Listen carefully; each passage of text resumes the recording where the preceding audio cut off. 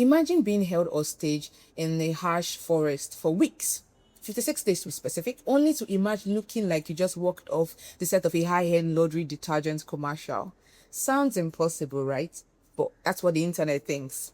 Well, let's talk about the recently released school pupils. Because I've been looking at the footage, reading the reports, and to be completely frank with you, the math is simply not mathing.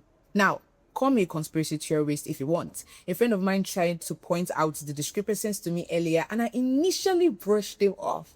But then I actually sat down, looked at the details, and realized he was completely right. There was just so much wrong with this narrative that we need to start asking some very serious questions. First of all, let's look at the physical evidence. These children were supposedly held captive in the forest by these ruthless bandits, yet they are released looking remarkably elderly, according to the online sleuths. But put that aside for a second, let's talk about the wardrobe. This is my theory now. How did the people in that crowd manage to keep their outfits pristine, bright white? I mean, I literally wear white shirts to the office twice and it practically becomes beige in like 2 days. But we are expected to believe that these people were trekking through the bush under captive conditions and came out looking like they stepped out of a dry cleaner. I mean, look at those whitey chaps.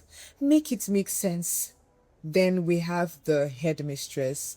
In one of our very first interviews post-release, what is she talking about? She isn't focusing on the trauma or the survivor. She's clamoring on about a vehicle.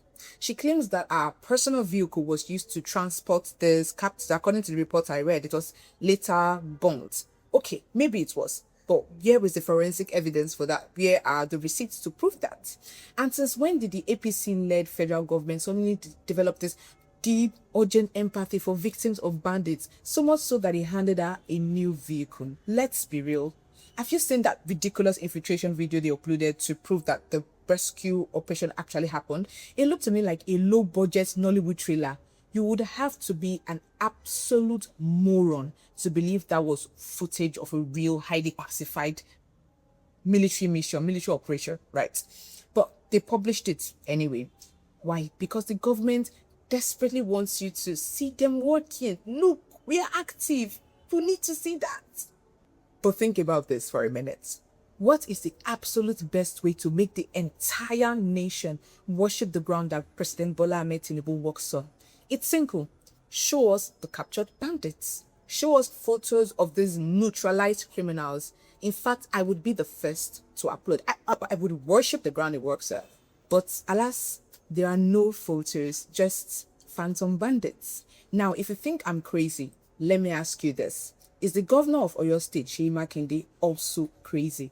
Because he's currently making the media rounds, openly implying that this entire situation was a coordinated political operation. That is an incredibly heavy, highly dangerous statement coming from a sitting governor. It certainly doesn't help that the official narrative, where the headmistress upon her release explicitly praises the president and the federal security operative, but completely deliberately shuns Governor Makinde. I'll tell you something for free. The political theater is loud, the optics are curated, and yet we are left with so many unanswered questions and so little actual information. But hey, I'm just a content creator asking the questions the mainstream media wants to ignore. Let me know what you think in the comments.